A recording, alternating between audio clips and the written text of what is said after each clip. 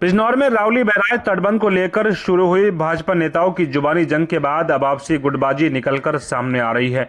और रावली बैराज तटबंध पर प्रभारी मंत्री कपिल देव अग्रवाल के निरीक्षण के दौरान सदर विधायक सूची मौसम चौधरी ने अपनी ही पार्टी के नेताओं को बरसाती मेंढक बताया है। सूची चौधरी ने बताया है कि जैसे जैसे चुनाव नजदीक आ रहे हैं तो कुछ लोग बरसाती मेंढक की तरह छलांग लगा रहे हैं। गौरतलब है कि भाजपा के वरिष्ठ नेता एवं पूर्व सांसद राजा भारतेंद्र सिंह ने तटबंध को लेकर पूर्व में आई 65 करोड़ की परियोजनाओं का मुद्दा उठाया था। दरअसल बिजनौर में हाल ही में रावली बैराज तटबंध को लेकर भाजपा नेताओं में जुबानी जंग शुरू हो गई है। एक दूसरे पर आरोप प्रत्यारोप लगा रहे हैं। भाजपा के वरिष्ठ नेता एवं पूर्व सांसद राजा भारतेंद्र सिंह ने तटबंध को लेकर 65 करोड़ की परियोजना का जिक्र किया था और डीएम से मिलकर जांच कराने की मांग की थी। राजा भारतेंद्र सिंह ने कहा था कि यदि 65 करोड़ की परियोजना का पैसा सही तरीके से इस्तेमाल होता तो आज ये हालात न होते।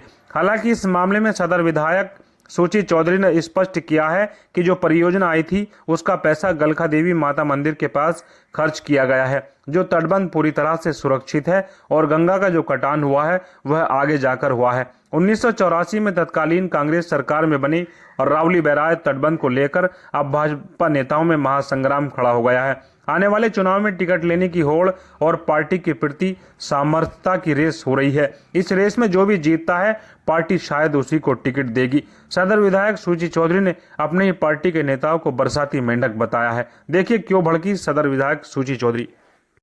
बताएंगी। देखिए, सच्चाई से, और आप लोग भी पत्रकार बंधु हैं, मैं आप सब लोगों से यही विनम्र निवेदन करना चाहूँगी सबसे सर्वप्रथम कि कहीं भी कोई भी कमी या कोई भी ढिलाई सरकार की तरफ से नहीं की जा रही है। आप लोगों के मन में या फिर जो बरसाती मेंढक अभी निकल के आ रहे हैं, वाकई में ये रोष है और ये उन्हीं की लोगों की बलगड़ाहट है। अभी आपने माननीय मंत्री जी से भी ये सवाल किया था कि जो परियोजना आई थी उसका क्या है।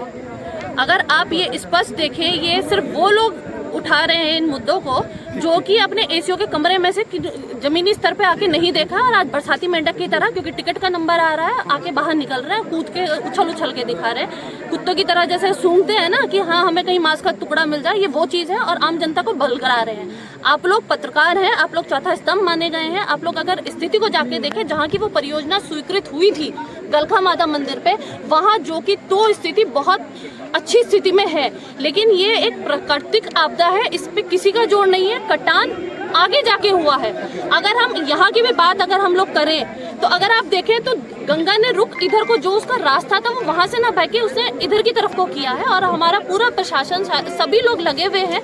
ये लोग आप लोग भी देख रहे हैं और जिसकी भी कहीं भी, और सिख समुदाय, मैं क्षेत्रवासियों का बहुत बहुत धन्यवाद देना चाहूंगी कि कुछ लोग भले ही किसी की बातों में आके इस चीजों को कर रहे हैं और मैं ये गर्व के साथ कह सकती हूँ कि जो भी उठा रहे हैं उंगली, जो सरकार पे उठा रहे हैं, जो हम पे उठा रहे हैं, वो बताए ना उन्होंने अपने टाइम पे क्या किया है। या सिर्फ फेसबुक और आम जनता को पागल बना के ये काम करेंगे तो ये अब इतनी पागल भी जनता नहीं है। यहाँ बताइए, अगर यहाँ वो आके चल के गए हो तो, या उन्होंने किसी क्षेत्रवासियों को किसी समस्या के बारे में उनसे पूछा हो तो कहीं वो दिखाई दिए। मैं कह सकती हूँ और आप लोग इस बात का गवाह हैं कि मेरी सरकार में पिछले जब टिकट हो रहा था, आम जन ने भी ये वाली बात कही थी, मेरी सड़क में कमियां पाई गई थी, मैंने उस सड़क को वहीं रुकवा दिया था और तुड़वाई थी, उसको दोबारा रिपेयर करवाया था।